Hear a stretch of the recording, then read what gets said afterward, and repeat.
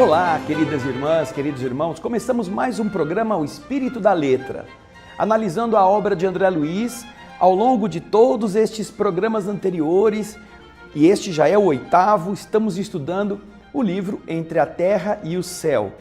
Por isso, você deve procurar o seu, porque hoje nós estaremos abordando 2 capítulos, o capítulo 15º e o 16º.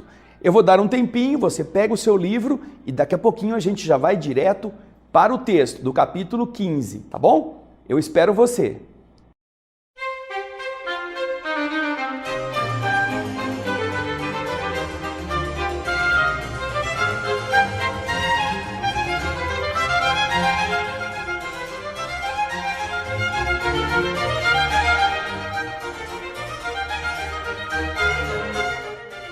E então, já pegou o seu livro? Já abriu no capítulo 15º? Porque vamos continuar o estudo desta magistral obra Entre a Terra e o Céu, o capítulo que vai falar sobre Além do Sonho.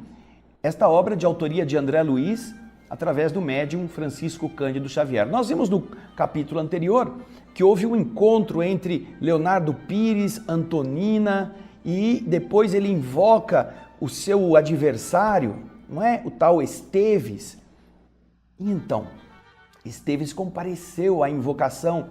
E agora, vamos voltar, depois que eles levaram a Antonina para o quarto, para ela se refazer, André Luiz conta-nos que eles voltaram a Esteves. E ao fazê-lo, Clarencio lhe ofereceu o braço amigo.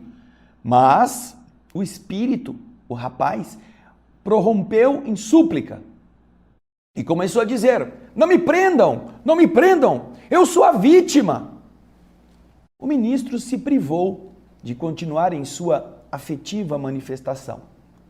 No passo vagaroso de quem carrega um fardo de aflição, o inimigo de Leonardo retirou-se para a via pública, regressando ao aconchego do seu lar.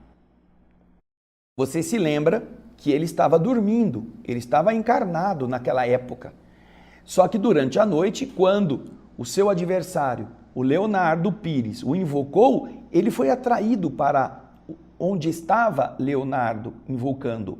E então agora que ele está voltando para casa, no ambiente da família, onde está o seu corpo adormecido, André Luiz diz que eles o seguiram a uma pequena distância.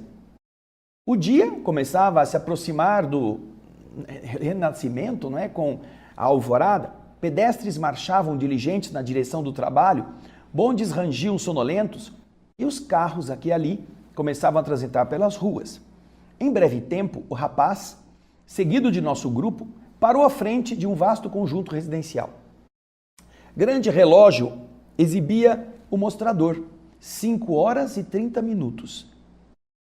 Embatucado, emudecido, o moço voltou-se para nós e, em seguida, desapareceu no interior do prédio. Entramos. Em movimentos rápidos, achávamos-nos diante dele, que se esforçava para retomar o corpo físico. O ministro Clarencio, sem molestá-lo, ajudou-o com carinho e Esteves, pouco a pouco, recuperou a calma natural.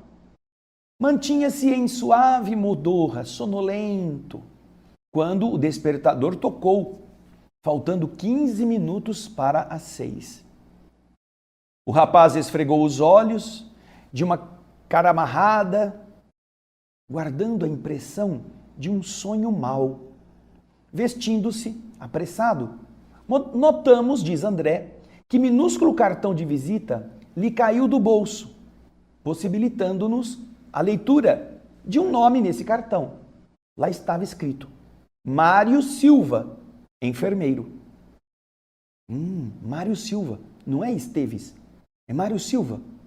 E o nosso instrutor reafirmou: nosso amigo, ontem, naquela encarnação conhecido com o nome de Esteves, hoje é Mário Silva, prosseguindo em sua vocação para a enfermagem. Vocês se lembram que os dois, nos diálogos, o Leonardo Pires disse que o rapaz cuidava, ele era enfermeiro.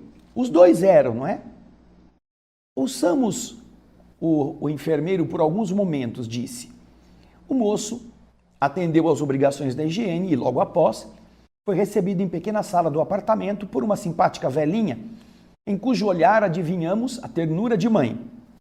Depois de saudação carinhosa, a senhora perguntou bem-humorada: "Onde esteve essa noite, meu filho? Seu semblante carregado, seu rosto fechado não me engana."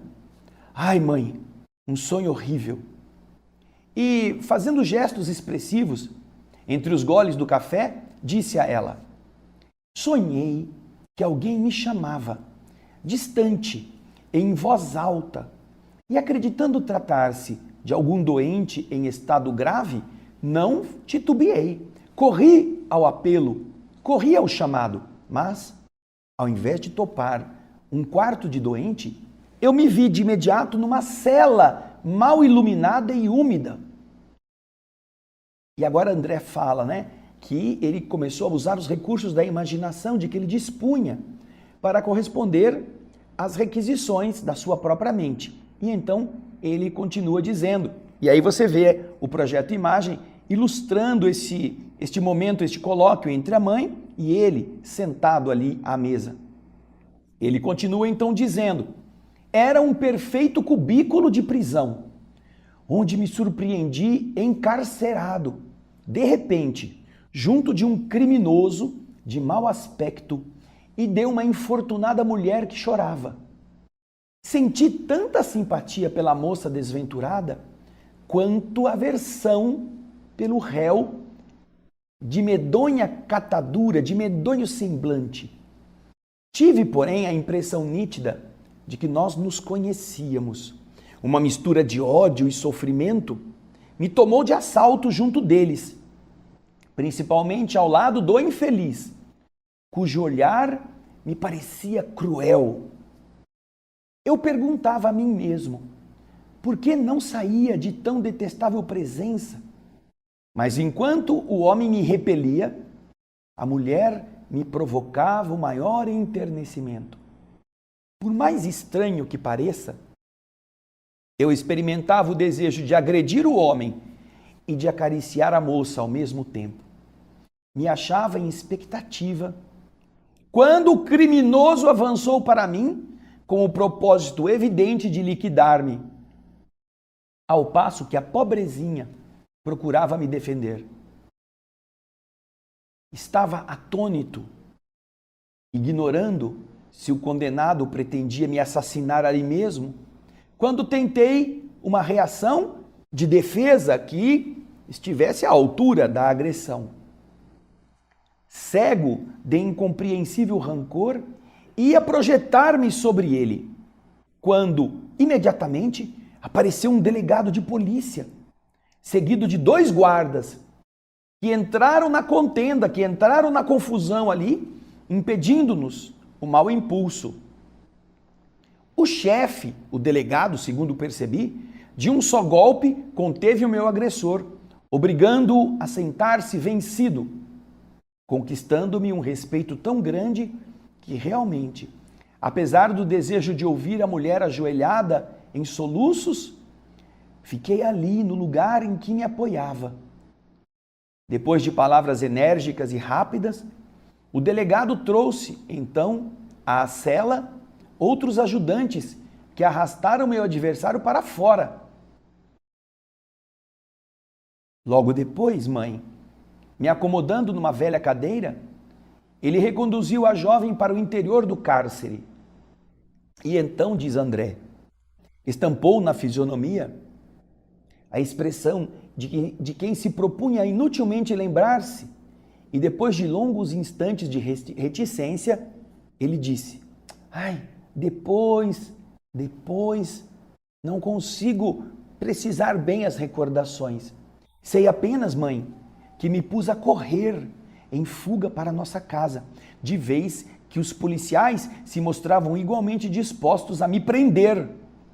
Temendo o xadrez, acordei desorientado, estremunhado e abatido." A velhinha, que escutava atenciosa, comentou calmamente: "Ah, meu filho, há sonhos que valem por terríveis pesadelos." E o filho concordou com ela. Ah, mãe, é o que eu senti. A mãezinha olhou para o filho bondosa e disse: sabe, filho, o sonho que você teve, por acaso terá alguma relação com a nossa Zulmira? A mulher com quem você simpatizou não seria por acaso a nossa velha amiga? E o homem que lhe inspirou tanta repugnância não poderia ser interpretado como sendo o esposo dela? Disse a mãe. Aí o moço ficou pálido, mostrou-se melancólico e falou assim mais triste: ah, mãe, quem sabe? E a mãezinha voltou a perguntar: você nunca mais teve notícia de nossa antiga companheira? Não, mãe, tenho apenas a informação de que ela mora aqui mesmo, onde o marido é ferroviário de importância. Ah, disse a velhinha, nunca pude lhe entender a atitude. Tantos anos de convivência, tantos projetos de felicidade. Trocar tudo assim por um viúvo, acompanhado de 2 filhos. O moço fez um gesto de amargura e disse: ora, mamãe, vamos evitar recordações sem proveito. Zulmira não deve reaparecer em minha memória, e esse Amaro que ela desposou é um ponto negro em meu coração. Creio que o melhor sentimento para eles dois em minha vida íntima é o ódio com que eu os reúno em minha lembrança. Não desejo revê-los.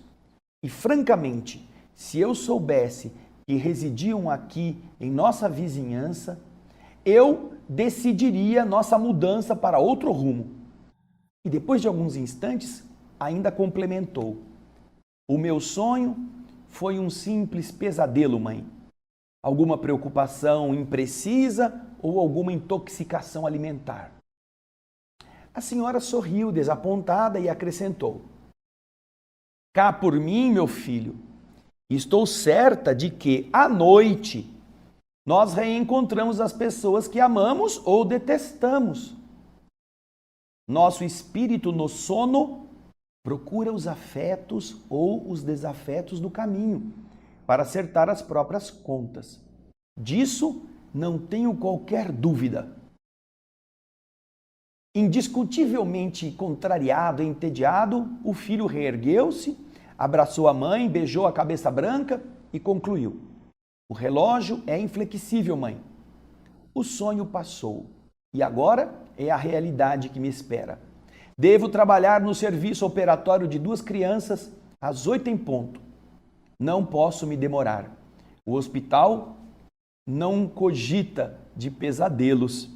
Mostrou um sorriso forçado e se despediu.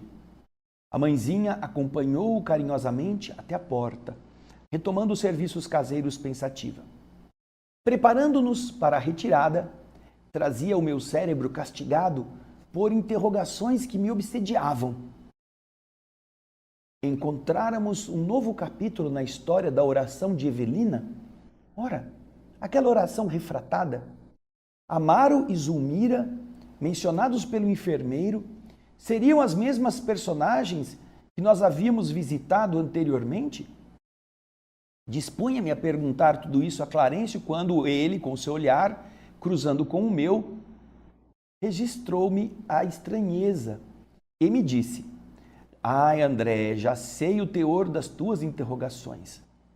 Realmente, o nosso novo amigo foi noivo de Zulmira, a senhora obsidiada que conhecemos. Ele pretendia casar-se com ela, mas foi trocado, foi rejeitado no coração dela por Amaro, que lhe deve assistência e carinho. O passado está falando no presente. Acham-se enredados, envolvidos numa teia de compromissos que pedem o resgate dos dois, de todos eles. E então, pergunta Hilário, eles vão se reencontrar para o desdobramento das lutas redentoras em que se envolvem? E o ministro respondeu, inevitavelmente, sim, Hilário. A dona da casa, mãe devotada e sensível, meditando no sonho do filho, embora movimentando automaticamente a vassoura, orava pelo seu rebento, pelo Mário, rogando a Jesus que o abençoasse. Nós anotávamos as suas reflexões na mente preocupada. Sabia ela quanto custara ao moço renunciar a Zulmira, a mulher escolhida. A mãe conhecia o temperamento enigmático do filho e tinha receio de tornar a vê-lo atormentado e vencido. O pensamento em prece lhe escapava da cabeça, como um tênue esguicho de luz. Clarencio aproximou-se dela e lhe transmitiu forças calmantes que lhe sossegaram o coração. Em seguida, o orientador nos apresentou a senhorinha Generoso. Esta é nossa irmã Minervina, ela é velha conhecida. Recebeu nos braços meia dúzia de filhos que tem sabido conduzir admiravelmente. Coração abnegado, alma rica de fé. Nós a abraçamos com carinho ao nos despedirmos. De volta, reparando que estávamos desejosos de seguir Mário Silva para obter mais informações no desenvolvimento de nossa história, que começava a ser fascinante, o ministro recomendou: bem, não convém incomodar nossos amigos no curso das obrigações diárias, provocando elucidações que seriam desagradáveis e fora de ocasião. Aguardaremos a noite, porque enquanto o corpo físico se refaz durante o sono, a alma invariavelmente procura o lugar ou o objeto a que se imanta, a que se magnetiza o seu coração. Isso está no Evangelho, não é? Você ouviu o capítulo 25º do Evangelho segundo o Espiritismo falando isso. Jesus fala isso no Evangelho. E onde está o nosso tesouro, aí também está o nosso coração. Aí ouvimos o orientador e aquietamo-nos. Cabíamos aguardar a noite, quando se estenderiam as nossas experiências. E olha que interessante este capítulo 15º, não é? Veja só que depois que o Esteves foi invocado pelo Leonardo, ele que estava com o corpo adormecido, atendeu a invocação e foi àquele lugar. Foi até ali. Só que quando ele chegou lá, eles tiveram todo aquele entrevero e ele fugiu quando o ministro quis ajudá-lo. Aí eles foram acompanhando de volta para casa e o rapaz desperta no corpo. Como espírito tinha atendido ao chamamento do Esteves, mas quando estava no corpo se chamava Mário Silva. Eles viram lá no minúsculo cartãozinho. Apesar de se chamar Mário Silva, ele estava vinculado aos erros de ontem com o Leonardo Pires, não é mesmo? Aí, veja só que interessante. A mãe pergunta para ele, que ele estava com uma cara feia, como que ele passou a noite, que parecia que ele não tinha tido um sonho bom. E ele conta uma história engraçada. Eu acho que você já passou por isso também, como eu. Um sonho meio maluco, um sonho meio confuso. E ele fala, eu fui levado num lugar que eu cheguei lá, alguém me chamava, eu pensei que era um doente, porque ele era enfermeiro também, como havia sido no passado. Ele era enfermeiro, a inclinação atraindo o espírito naquilo que já viveu. E eu pensava que era um doente, então eu corri para atender esse enfermo. Quando eu cheguei lá, vi que era uma cela, era um lugar imundo, úmido, e havia lá um homem que não gostava de mim e eu não gostava dele, e uma moça que eu tinha muita afeição. E então começamos a discutir, eu queria acariciar a moça, tinha pena dela, e tinha uma aversão pelo réu que estava ali preso. Aí em determinado momento, ele quis bater em mim, quando ele veio avançar e eu ia engalfinhar-me com ele, apareceu um delegado e 2 soldados. O delegado impediu que ele me agredisse, chamou mais gente e levaram ele para dentro da prisão ou para um outro lugar. Depois, levaram a moça para um outro quarto e eu fiquei sentado. Aí o delegado veio falar comigo com esses 2 guardas e eu fiquei com medo que eles me prendessem e saí correndo. Vim embora para casa. E aí, ele acordou no corpo, com medo de ter sido preso. Olha só que interessante. Como a interpretação, não é? A gente faz não é bem exato aquilo que aconteceu, mas a gente tenta entender a lógica das coisas segundo os critérios que nós estamos acostumados em nossas experiências diárias. Portanto, mesmo aqueles sonhos que você já teve, que parecem assim meio sem pé nem cabeça, muitas vezes têm um fundamento que está vinculado ao ontem, a experiências do passado que ainda nós não conseguimos tomá-la toda em nossa mente. Depois de conversar com isso, a mãezinha disse uma coisa interessante. Veja só o que ela falou, que é muito importante que você pense. A mãe disse assim, olha, para mim, estou certa de que de noite nós saímos do corpo e reencontramos as pessoas que amamos ou que detestamos. O nosso espírito no sono procura os afetos ou os desafetos do caminho para acertar as próprias contas, não tenho dúvida disso. E então, mais para frente, eles se veem surpresos, porque agora falaram da Zulmira. Ele havia sido noivo da Zulmira, aquela que era a segunda esposa do Amaro. Agora as histórias estão começando a se misturar, não é? Porque a Antonina, eles encontraram a Antonina quando foram visitar aquele lugar para crianças desencarnadas. E a Antonina não estava na história da Evelina, mas chegaram ali na casa da Antonina, encontraram o vozinho Leonardo Pires, que prometeram ajudá-lo. Mas agora, quando o Leonardo invoca o seu inimigo, aquele que ele envenenou por ciúme, esse indivíduo é o Esteves, que nesta vida se chama Mário Silva, que foi noivo da Zulmira. E Zulmira trocou-o pelo Amaro. Puxa vida, que nó! Ele queria casar-se com ela, mas foi rejeitado, porque ela escolheu o viúvo e ele tinha ódio agora dessa situação. Naturalmente, ele com o Amaro, ele com o amor de Zulmira, estava assim meio confuso. Por isso eu digo a você que está assistindo o nosso programa, pega um papelzinho e começa a escrever os nomes, quem era quem, para você não perder essa sequência. Evelina, Júlio, o irmãozinho que morreu afogado, a Odila, a sua mãe, a Zulmira, o Amaro, a Antonina, o Leonardo Pires, o Esteves, que agora se chama Mário Silva, a Antonina, que se chama, na outra vida, Lola Ibarruri, que foi amante dos dois, do Leonardo Silva, do Leonardo Pires e do Esteves, agora o Mário Silva.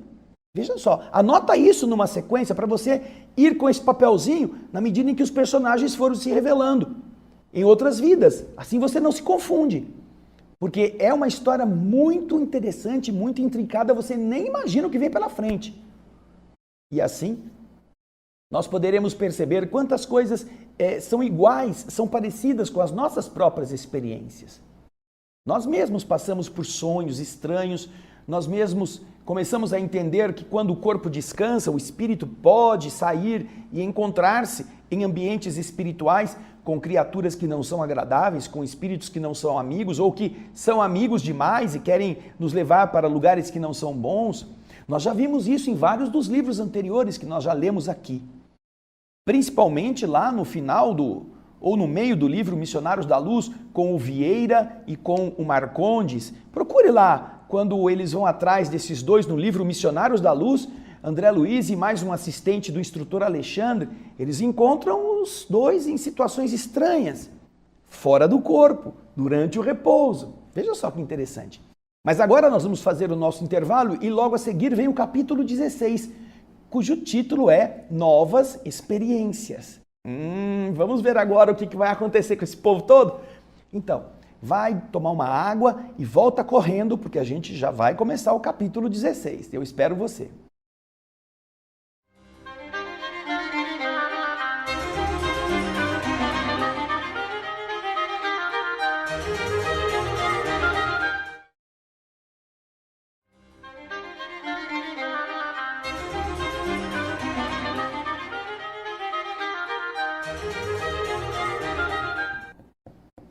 Musiquinha gostosa essa, né? Então, vamos continuar agora no capítulo 16, Novas Experiências. Vocês se lembram que no capítulo anterior, André Luiz e Hilário queriam saber, vamos acompanhar o Mário Silva para ver o que vai acontecer? O ministro disse não. Vamos deixar eles trabalharem, cada um tem os seus afazeres, não será bom que a gente fique intervindo na mente dessas pessoas enquanto elas estão cumprindo suas tarefas.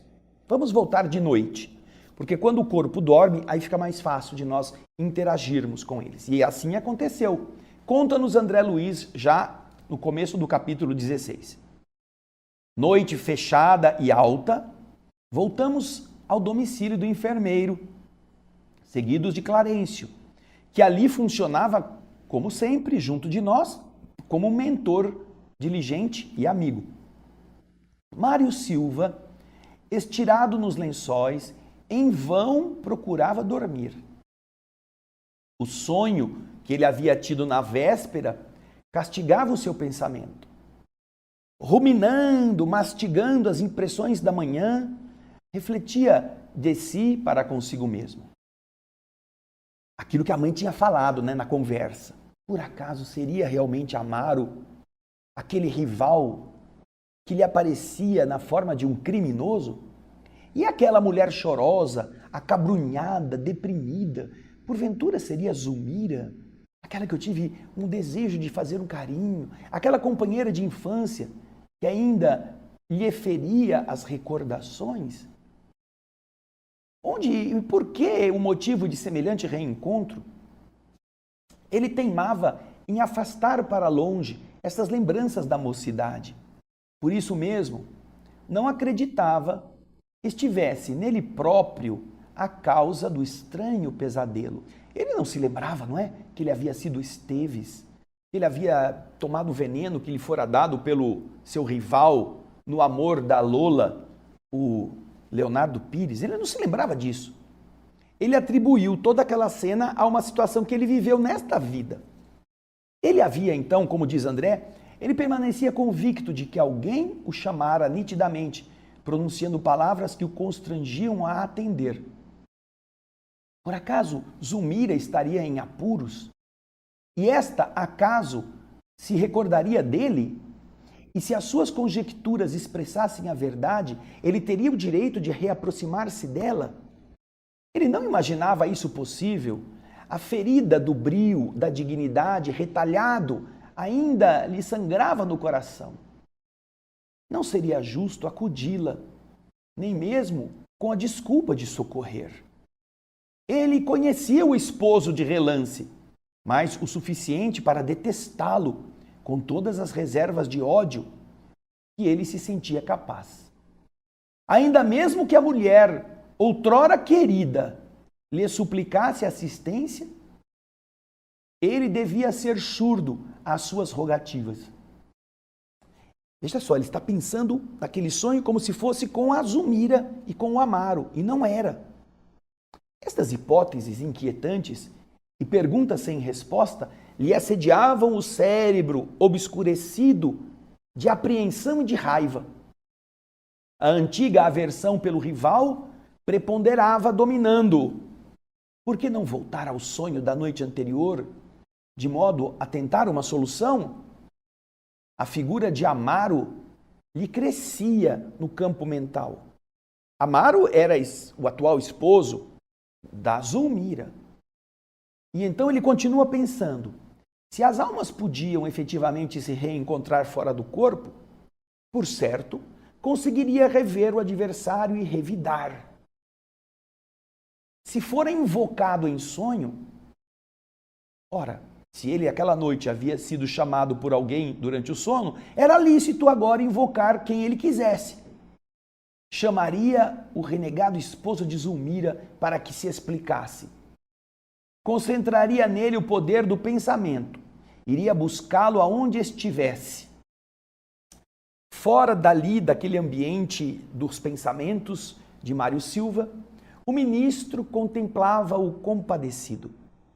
Valendo-se dos minutos para ensinar-nos alguma coisa de proveitoso, ele observou. Veja só a importância dessa observação.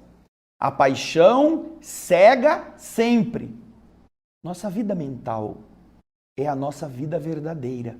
E por isso, quando a paixão nos ocupa a fortaleza íntima, nada vemos e nada registramos senão a própria perturbação. Em seguida, aplicou passes calmantes, transfundiu energias balsamizantes sobre o rapaz, que se vira desajustado no leito. Mário, como se houvesse absorvido, bebido brando anestésico, relaxou os nervos e descansou o corpo de carne, que aqui ele chama de comboio físico.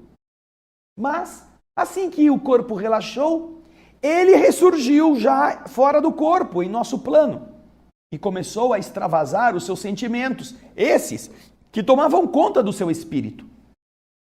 Ele não nos percebia a presença, nem do ministro, nem do André, nem do Hilário. Mas nós continuávamos a observá-lo nos seus mínimos movimentos. Espantado e tateante, olhou pelos ângulos do quarto, já agora no perispírito, com o corpo do perispírito, extremamente condensado. Ele estava com o perispírito muito denso. Pouco a pouco, porém, os seus olhos se reviraram, dando-nos a ideia de quem se detinha em aflitivos quadros íntimos, como se alguém fechasse os olhos ou começasse a olhar para si mesmo. O instrutor que nos percebia o assombro silencioso nos ajudou explicando. Como acontece ao nosso amigo Leonardo Pires, este novo companheiro sofre angustioso complexo de fixação. Embora tenha o seu caso particular, algo suavizado, vamos dizer, atenuado pelas lutas da carne, que às vezes constituem abençoado entretenimento, ele não consegue diluir a obcecante recordação do inimigo. Não consegue diminuí-la, limpá-la, colocar uma água limpa naquele caldo sujo. A mágoa lhe é inquietante ferida na mente. Enquanto ele se distrai nas tarefas comuns, ele se afasta de alguma sorte dos tormentos ocultos que transporta com ele. Mas, ao se ver espiritualmente a sós, ele dá curso ao ódio coagulado desde muito no seu coração. Ele volta a pensar na sua mágoa, na sua dor, na perda de Zulmira, que o trocou por outro, aquela coisa toda. Vamos observá-lo, disse o ministro. Então, Mário desceu para a rua, à maneira de um louco, e respirando o ar refrescante da noite, pareceu-nos dar a impressão de que estava se revigorando de súbito. E a partir daí passou a gritar com voz estridente: Amaro, ladrão!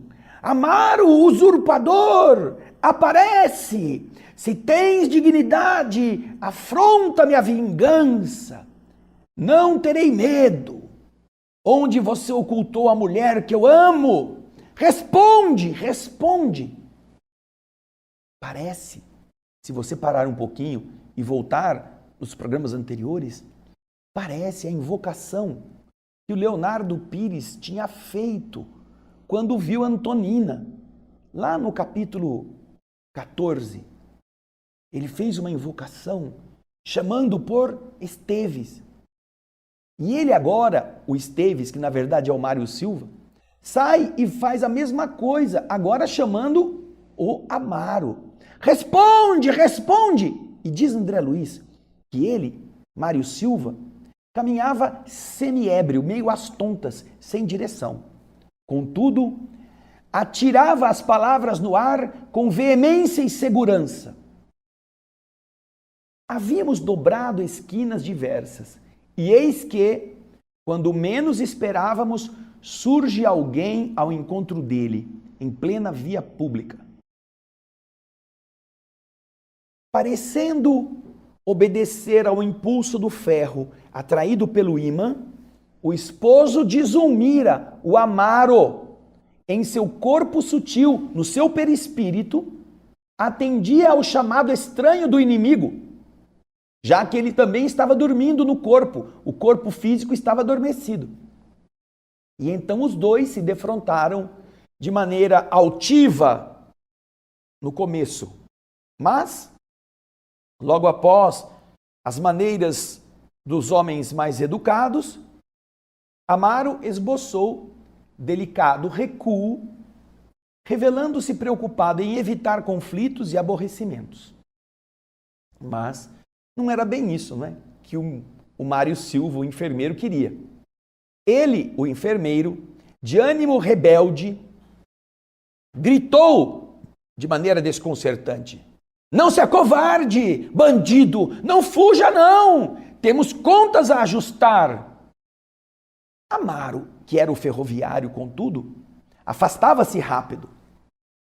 Enquanto isso, Mário Silva, o adversário, sem desanimar, sem arrefecer no ímpeto, seguia o inflexível, longe de renunciar ao escuro propósito de agressão. Nós acompanhávamos os dois, quarteirão a quarteirão, até que esbarramos a entrada do abrigo doméstico que nós já conhecíamos, a casa de Amaro. E ali na porta, Amaro se dispôs a um ajuste pacífico. Demonstrando-se interessado em defender a tranquilidade familiar, o dono da casa parou à porta, aguardando o provocador. Silva, desesperado, bravo, gritou: "Então é aqui o ninho das serpentes!" Levantando os punhos contra o rival humilde, prosseguiu briguento: "Você me pagará muito caro a intromissão, infame e enganador. Onde você pôs a mulher que era minha felicidade e minha vida? Você quebrou os sonhos, me aniquilou os ideais, homem terrível, que fez você de mim? Sou apenas uma máquina de trabalho, sem fé, sem esperança." E Amaro, desapontado, de uma forma bastante humilde, disse: Eu não sabia. Nunca tive a intenção de te ofender." "Maldito! Como sabe me enganar? Você acha que eu vou cair nessa? Onde está Zulmira? Devo te exterminar para me restituir a independência?" E afrontado pela serenidade do outro, Mário Silva continuou: "Não me reconhece por acaso?"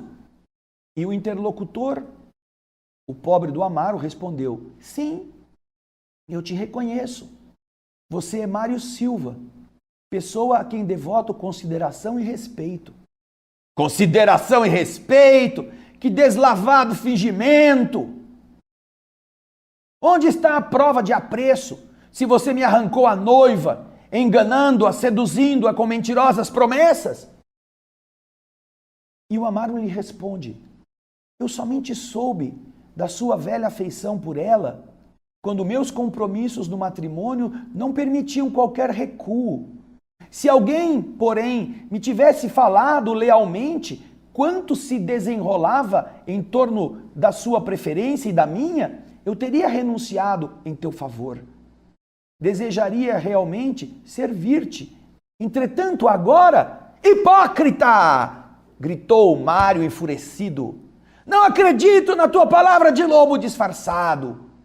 Você me roubou a única felicidade que eu esperava do mundo, a única felicidade que era minha." Amaro depositou um triste sorriso e ponderou: "E acaso você pensa que eu seja feliz? Você admite no casamento apenas a exaltação dos sentidos inferiores, apenas o sexo e o prazer, diríamos hoje modernamente, apenas o extravasar dos hormônios? Você acredita que o homem que se casa deve encontrar na mulher simplesmente uma escrava? Amo em Zulmira a companheira e a irmã que me cabe proteger. Nem ela e nem eu encontramos na experiência conjugal a felicidade das afeições cor-de-rosa, em que o desejo contentado é como a flor que morre num dia. Temos padecido muito, Mário. Você não ignora que me casei em segundas núpcias. Zulmira, por isso mesmo, não terá recolhido em mim a perfeita alegria que lhe seria lícito esperar. Nossa aproximação começou por uma série de desajustes que terminaram com a morte do meu filho caçula num terrível desastre. Desde então, nossa casa é um espinheiro de sofrimento. Minha esposa adoeceu gravemente e eu mesmo, até agora, continuo agoniado e desfalecente. Por acaso você saberia o que seja a desdita de um pai que chora sem lágrimas, mortalmente ferido? Se dívidas eu possuo para com a divina providência, você pode acreditar que não tenho amargado pouco a fim de ressarci-las. A morte, para mim, não passaria de uma bênção libertadora. Como você pode observar, não me vejo em condições de te aceitar o desafio. Estou dilacerado e, mais que dilacerado, estou vencido. Com enternecedora inflexão de súplica, diz André, Amaro disse ao seu perseguidor: se você ainda consagra amor à criatura que eu desposei, com quem eu me casei, ajuda-nos com a tua compreensão. Se eu te fiz algum mal inconscientemente, me perdoe. Perdoe-me pelas angústias de minha existência de condenado a horríveis provas morais. Mário Silva, com espanto nosso, retribuiu com escandalosa gargalhada. Desculpar nunca! Exclamou arrogante. Pelo tom da conversa, concluo que a justiça começou a se expressar devidamente, mas eu vou abreviá-la com as minhas próprias mãos. Minha vingança é certa, meu ódio é inexorável. Amaro, que ouvia isto depois de ter se entregue de forma tão autêntica, não respondeu mais nada. Nós o vimos curvar a cabeça em uma oração fervorosa. Suaves irradiações de luz esmeraldina, esverdeada, escapavam da sua fronte. As palavras não articuladas de que ele se servia para implorar socorro chegavam até nosso espírito, como se fossem ondas de calor e harmonias de humildade e confiança. Mário Silva, e aí vocês veem o projeto imagem com esta cena. Ali está o espírito odioso do Mário Silva apontando o dedo para o Amaro, querendo bater nele. E este Amaro amparado pelo ministro Clarencio. Mário Silva, incapaz de se sensibilizar diante da rendição comovente, prosseguia gritando: por que você fica quieto, covarde? Fala, fala, te explicas, reage. Dominaste Zulmira, mas não me dobrarás 1 milímetro. Criminosos de tua laia não merecem compaixão. Nessa altura do diálogo, Clarencio nos convocou paternal. Vamos responder à prece de Amaro com a ajuda fraterna. Arrastados pela simpatia e pela emoção, acompanhamos o nosso orientador sem hesitar nesta cena que você vai ver novamente aí, em resposta à prece. Já agora o ministro, com as mãos sobre a cabeça de Amaro, colocando-se como um escudo protetor entre aqueles dois que passaram por tão tristes histórias. Neste capítulo, é tão importante que você pense nisto. Todas as nossas ligações mentais persistentes, fixas, são invocações ou evocações, e elas têm um poder sobre aqueles que nós nos lembramos. É muito importante você estar atento, porque quando você cita situações no seu dia a dia, estas imagens se projetam na direção dos protagonistas daquele caso. Quando você fala com os seus amigos, com os seus parentes, sobre o comportamento de alguém que já está morto, que foi um comportamento indecente, foi um comportamento ruim, não com o título, com a ideia de entender, ou de justificar, ou de aprender com o erro, mas só de menosprezar, esse indivíduo citado, ele comparece muitas vezes Ele entende que alguém está falando dele e ele é atraído por aquilo como se fosse o ferro atraído pelo ímã. Muitos dos livros aqui do nosso O Espírito da Letra já relataram isto. É muito interessante termos isto em nossa mente, porque o seu pensamento emitido no plano vibratório, ele é uma invocação daqueles a quem você se refere. E isto aconteceu de novo. Primeiro foi com o Leonardo Pires, que invocou o Esteves, no capítulo 14. Agora, o Mário Silva, o Esteves, está invocando o Amaro. Os dois estão encarnados durante o sono. Então, se você não perdoa durante a vida material e você vai dormir com essas mágoas no seu coração, é natural que você sonhe com essas pessoas, porque você está com isto martelando em sua mente. Cuidado então, é você, muitas vezes, o causador dos próprios pesadelos. Mas nós vamos encontrar um pouquinho mais para frente uma coisa muito bela neste capítulo, que é a importância da oração. Se você se controlar no momento difícil, no momento de perseguição, no momento em que você está quase para ser estrangulado no sonho, se você, ao invés de tentar agredir, você parar e orar, você viu o que aconteceu? O próprio Amaro, quando estava para ser agredido, não revidou. Ele parou e orou, pedindo ajuda. E então uma luz fulgurante, esverdeada, começou a brilhar à sua volta. E ali estavam os espíritos para ajudá-lo.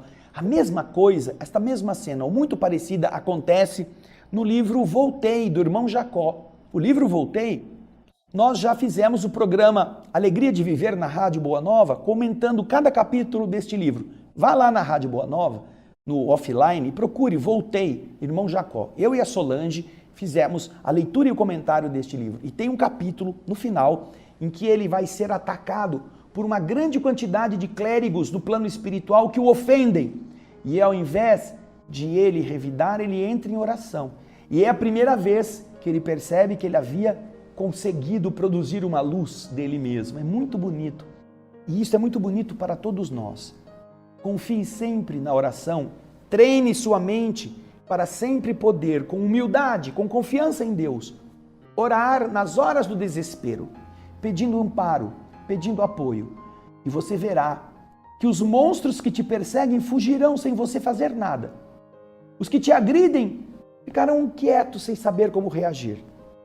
E uma força muito poderosa e calmante vai te amparar nesta hora. Aprenda isso. Controlar a você mesmo. E então, no próximo programa, nós vamos para os capítulos 17 e 18, entendendo por que essa trama está envolvendo todos esses personagens, tá bom? Muito obrigado pelo seu carinho, obrigado pela sua audiência, obrigado pelos e-mails, pelos elogios, pela divulgação que vocês estão fazendo do nosso programa, pelo seu joinha. Vai lá, põe o joinha, compartilhe o nosso programa, o nosso canal, e você vai ajudar muita gente. Nosso abraço e o nosso desejo de nos encontrarmos no nosso programa, O Espírito da Letra. Muita paz.